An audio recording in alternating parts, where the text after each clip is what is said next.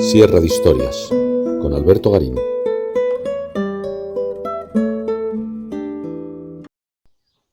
La Guerra de los 30 Años, desarrollada entre 1618 y 1648, es posiblemente el conjunto de conflictos. No fue una guerra, fue una sucesión de enfrentamientos, en principio en el centro de Europa, pero que se expandieron por la totalidad de Europa e incluso llegaron a lugares tan remotos como América, India o Indonesia. La Guerra de los 30 Años, decía, es uno de los fenómenos históricos más complejos de abordar y de entender. Porque lo que en principio había sido una guerra religiosa entre protestantes y católicos alemanes, muy pronto se convirtió en la ambición entre los príncipes alemanes y los países limítrofes del Sacro Imperio Romano Germánico por controlar estos territorios del Sacro Imperio, para más tarde devenir sencillamente en un conflicto mundial donde las grandes potencias de carácter universalista, como la monarquía hispánica o el Imperio Otomano, tuvieron que hacer frente a esas potencias emergentes que aspiraban a convertirse en los futuros Estado-nación, como los Países Bajos o la propia Inglaterra. El resultado es un conflicto de la Guerra de los 30 Años de una complejidad manifiesta. Vamos a llevar a cabo una primera introducción a esta Guerra de los 30 Años, tratando de entender los contendientes que participaron en este conflicto y un primer balance de las consecuencias de esta Guerra de los 30 Años.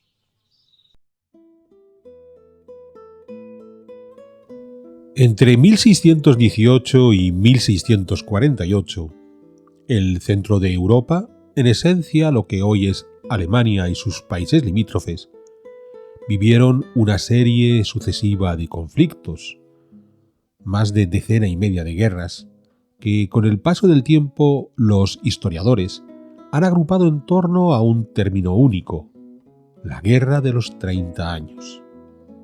Más allá de que podamos analizar minuciosamente cada uno de esos conflictos, el elemento clave fue la destrucción sistemática a lo largo de esos 30 años de toda la Europa central, pero también la cantidad de conflictos colaterales que surgieron más allá del escenario principal. Una serie de conflictos colaterales que quizás definir la Guerra de los 30 Años como una guerra mundial pueda resultar excesivo, aunque hubo batallas asociadas a esta guerra en Brasil, África, la India o Indonesia. Pero en cualquier caso, una serie de conflictos colaterales que reordenaron por completo la historia de Europa para los siguientes 3 siglos. La guerra arrancó en la revuelta de los protestantes bohemios en 1618 contra los emperadores Habsburgo. A partir de ahí, los territorios de los Habsburgo de Viena fueron uno de los focos de conflicto constante. Una guerra que, curiosamente, concluiría con la consolidación de esos territorios de los Habsburgo de Viena, en donde se consiguió un proceso de unificación que terminaría un siglo y medio más tarde con la creación del Imperio Austriaco al descomponerse el Sacro Imperio Romano Germánico. Porque la Guerra de los 30 Años fue sobre todo una guerra por todo el Sacro Imperio Romano Germánico, esa creación política compleja constituida por centenares de pequeños estados, donde se reunían por igual las grandes posesiones de los Habsburgo, los principados más importantes como Baviera, Brandeburgo, Sajonia o el Palatinado, los principados eclesiásticos, las ciudades libres o los numerosos señoríos menores. Un sacro imperio romano-germánico que, más allá de su atomización política, tenía el agravante de los enfrentamientos religiosos entre príncipes católicos, luteranos y calvinistas, que se habían ido agrupando en bloques como la Liga Católica o la Unión Evangélica. A la larga, unos enfrentamientos religiosos que marcaron la virulencia de la Guerra de los 30 Años. Una virulencia, esa pelea por la fe, que ya hemos visto en las guerras de religión de Francia en sierras de historia previas.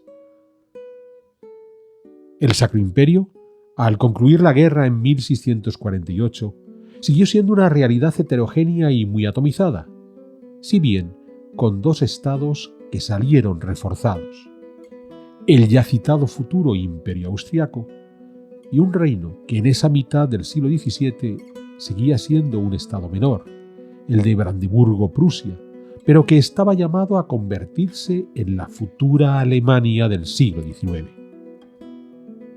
Porque además el Sacro Imperio era ambicionado por sus vecinos. Así, los estados limítrofes en el norte, en el mar Báltico, entraron en la guerra con resultados dispares. Dinamarca perdió su condición de principal potencia báltica, dejando esa preeminencia a Suecia, que además se quedó con el control de la mayor parte de los puertos alemanes que miraban a ese mar Báltico. En el noroccidente, los Países Bajos llevaban en guerra contra los Habsburgo de Madrid desde 1568. Para 1618 se vivía una tregua tensa. Al abrirse la Guerra de los 30 años, la lucha volvió a estallar en esos Países Bajos hasta lograr la independencia definitiva de estos territorios neerlandeses. Es más, los neerlandeses habían de convertirse en la gran potencia naval y mercantil de este siglo XVII gracias, en cierta medida, a los éxitos alcanzados en esta Guerra de los 30 años.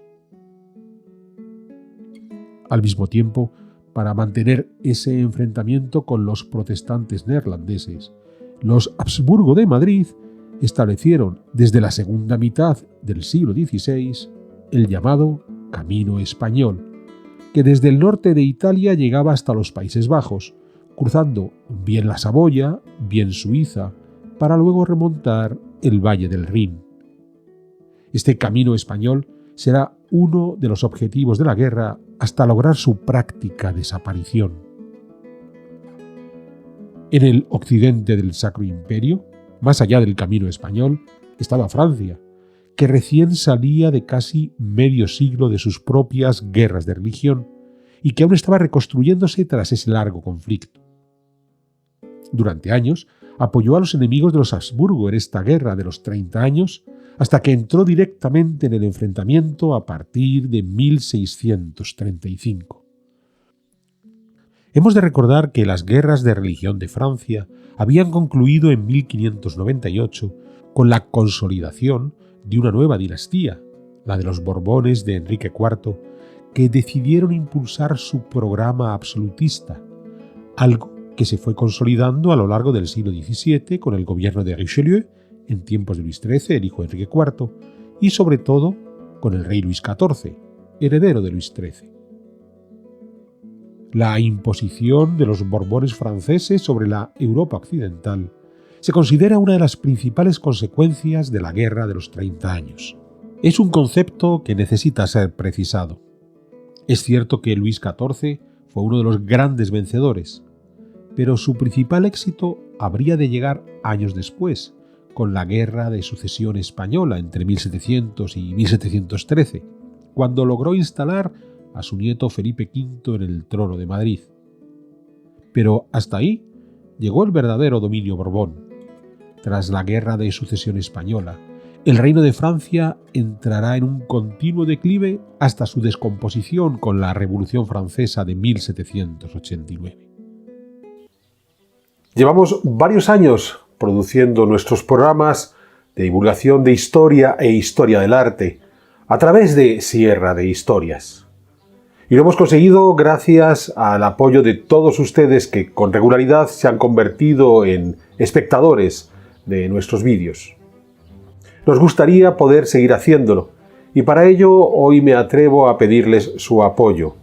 Les voy a pedir que se suscriban a nuestro canal aquellos que aún no lo han hecho, para así estar al corriente de las nuevas producciones que vamos incorporando a este canal.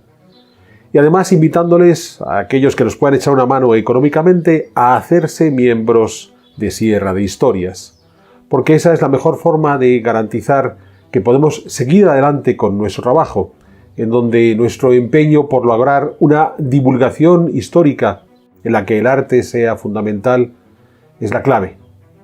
Sé que muchos de ustedes aprecian este trabajo y sé que van a poder hacer ese esfuerzo, de modo que permitan agradecérselo por adelantado. Y ahora sigamos disfrutando de nuestras Sierra de Historias. Al mismo tiempo, esa progresiva imposición del absolutismo se ha considerado otro de los resultados del final de la Guerra de los 30 años. Es cierto que el modelo absolutista, aunque no en su pleno desarrollo, terminó por ser seguido por la mayor parte de los involucrados en esa Guerra de los 30 años, empezando por la propia Francia, pero también en España, Austria, algunos estados italianos o Brandeburgo-Prusia. Sin embargo, hubo fórmulas alternativas, como el sistema oligárquico parlamentario que logró frenar a los monarcas absolutos en Inglaterra, en un largo enfrentamiento civil que pasó por el empeño de Carlos I de Inglaterra por imponer ese absolutismo, llegando a enfrentarse a España y a Francia para después provocar la guerra civil posterior, y la dictadura de Cromwell y la revolución de 1688. Paradójicamente, Inglaterra fue el reino menos involucrado en la Guerra de los 30 años, quien se salvó del modelo absoluto y quien terminaría por emerger a finales del siglo XVII como la verdadera potencia europea, por encima de las ambiciones francesas. Mientras Inglaterra iba consolidándose como esa gran potencia, la monarquía hispánica fue uno de los grandes perjudicados de la Guerra de los 30 años. Portugal recuperó su independencia y hubo intentos de secesión en Cataluña, Aragón, Andalucía, Nápoles y Sicilia. Todo esto al tiempo que el rey Felipe IV de España trataba de apoyar a sus primos de Viena dentro de esa Guerra de los 30 años, contener a los ingleses, conceder la independencia a los neerlandeses, entrar en una guerra que duró décadas contra Francia, intervenir en Italia y hasta combatir contra los turcos. Con todo, la monarquía hispánica logró ya durante el reinado de Carlos II restablecer su situación económica y mantenerse como la principal potencia al mundo, algo que consiguió perdurar durante los tiempos de Felipe V, el primer rey Borbón de España, tras la Guerra de Sucesión de 1700-1713. Citábamos la intervención española en Italia, porque los estados italianos también participaron en la Guerra de los 30 años, en particular Saboya, además de Mantua, cuya Guerra de Sucesión se desarrolló entre 1628 y 1631, sacando así esa Guerra de los 30 años del territorio alemán. Pero además, otros estados italianos siguieron de cerca los acontecimientos que se vivían en Alemania, empezando por Venecia, que se mantuvo expectante, y continuando por los estados pontificios, que hubo de hacer verdaderos malabarismos diplomáticos para no dar demasiado peso al Habsburgo y mediar entre estos y los Borbones, en el momento que estas dos dinastías católicas se enfrentaron entre ellas. Decíamos que Venecia se mantuvo expectante, porque su gran enemigo seguía siendo el Imperio Otomano, que buscaba ocupar todo el Mediterráneo oriental. Un imperio otomano que, a su vez, mantuvo su amenaza sobre los Habsburgo de Viena, que de esta manera no pudieron poner todos sus ejércitos en el frente alemán. Y todo esto mientras los turcos seguían enfrentándose a los persas safávidas. Poco antes de concluir la Guerra de los 30 años, turcos y venecianos terminaron enfrentándose por la isla de Creta, una guerra que se prolongó hasta 1669 y en la que participaron los españoles del lado de los venecianos. Llegados a este punto, vemos cómo la Guerra de los 30 años abarcó toda Europa, desde Inglaterra a Polonia y el Mediterráneo, desde España a Turquía. Pero también hubo enfrentamientos en otras latitudes, sobre todo los que mantuvieron los neerlandeses contra los españoles y en particular los portugueses, tanto en el Caribe y Sudamérica como en África, la India o Indonesia. De esta manera, Lo que comenzó como un conflicto muy localizado, la revuelta de los bohemios contra los emperadores austriacos en 1618, 30 años más tarde había provocado docenas de enfrentamientos por todo el mundo, afectando a las potencias tradicionales y permitiendo la emergencia de nuevas potencias.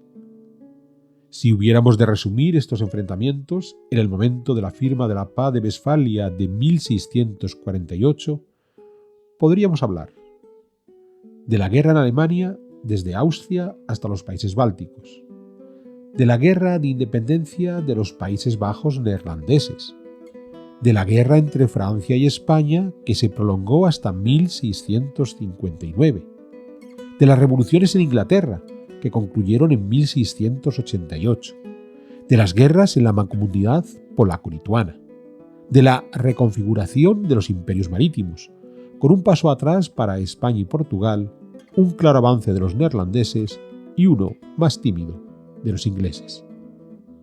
Todo ello provocando una serie de cambios fundamentales en las estructuras político-sociales de Europa, entre las que podemos destacar, por supuesto, unas pérdidas demográficas y económicas brutales que tardaron en recuperarse sobre todo en el caso del territorio alemán. El fin a los violentos enfrentamientos religiosos entre cristianos que habían dominado el siglo previo y que tuvieron su culminación en estas 3 décadas entre 1618 y 1648 de brutal violencia. Tras Westfalia, afortunadamente, los europeos no volvieron a masacrarse de manera tan brutal por cuestiones de fe. El refuerzo de la soberanía de los estados frente a las instituciones universalistas, como el Sacro Imperio, el Papado o la propia monarquía católica. Esto no supuso el surgimiento del Estado-Nación, que es un proceso muy posterior tras la Revolución Francesa, pero sí es cierto que surgieron una serie de estados que terminarían por consolidarse como parte de esos Estados-Nación. Francia, Portugal, Suiza, los Países Bajos, Inglaterra, Escocia, pero también Austria o Prusia como el germen de la futura Alemania. La progresiva sustitución de los ejércitos mercenarios episódicos por ejércitos profesionales permanentes, lo que exigió un aumento de la recaudación fiscal, al tiempo que reforzaba el poder del Estado al contar de forma continuada con un ejército bien formado y armado.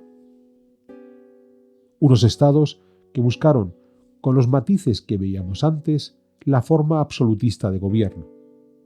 Es más, la descomposición de las instituciones universalistas de las que hablábamos antes fue un primer paso en la eliminación de los contrapoderes que condujo hacia los estados modernos hipercentralizados. Y tal como decíamos antes, sobre todo, la progresiva decadencia de la Europa del Sur, Portugal, España, Italia, frente a la emergencia de la Europa del Norte, primero los Países Bajos y por fin Inglaterra.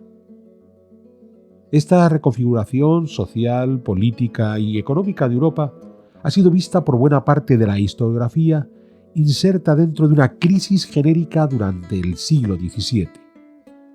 Estaríamos en una centuria donde el principal motor económico, la monarquía hispánica, con sus ingresos derivados de los metales preciosos llegados de América, se frena, en gran medida por esa guerra de los 30 años y la fuerte inversión que los españoles, en especial Felipe IV, hizo en esa guerra y todos sus conflictos asociados. Acabamos de enumerar buena parte de los impactos brutales de la guerra de los 30 años, sobre todo pérdidas demográficas y económicas, que indudablemente generaron esa situación de crisis. Pero una crisis que necesita ser muy matizada. Ya hemos señalado algunas ideas. La gran potencia hegemónica, la monarquía católica, perdió fuelle, pero siguió siendo el imperio más destacado de Europa. La Francia de los Borbones trató de convertirse en el árbitro de esa política europea, pero como ya había ocurrido en torno a 1500 con los Valois franceses, fue más el empeño por demostrar que eran los árbitros que el que realmente lo fueran, porque la hegemonía que fue perdiendo España no cayó tanto en manos de Francia como en las de los Países Bajos o Inglaterra, siendo este último país quien sí había de quedarse con el dominio mundo, pero ya según avanzaba el siglo XVIII. Es más, la mayor parte de la monarquía hispánica se extendía por el continente americano, y allí, ese siglo XVII fue un tiempo de crecimiento demográfico y desarrollo económico, por lo que esa necesidad de matizar la crisis resulta aún más necesaria. Incluso, si lo abordamos desde el punto de vista del arte, puesto que la principal manifestación artística de ese siglo XVII es el estilo denominado barroco, que ha sido asociado a ese momento de crisis, una crisis reflejada en las formas recargadas y rupturistas del barroco. Quedémonos con esta idea. Si el barroco fuera expresión de un momento de crisis, ¿por qué resultó exitoso en los Países Bajos o en Inglaterra, donde salieron reforzados de ese siglo XVII? O más aún, ¿por qué las formas barrocas más recargadas, el ultrabarroco, se dieron en Hispanoamérica, donde esa crisis no existió? Por supuesto, nuestro objetivo en los siguientes programas es entender qué provocó, cómo se desarrolló y qué consecuencias tuvo la Guerra de los 30 años. La crisis del siglo XVII va más allá de esa Guerra de los 30 años, y el barroco traspasa las fronteras de ese siglo XVII. Con todo, fueron fenómenos que se imbricaron y que por tanto van a salir una y otra vez en esta explicación de la Guerra de los 30 años que nos van a ocupar las próximas sierras de historias.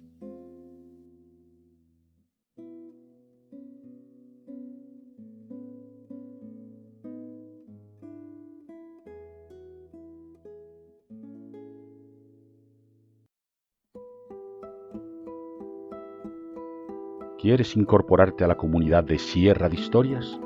Pulsa el botón Unirme, apóyanos con tu contribución y conviértete en miembro de nuestro canal.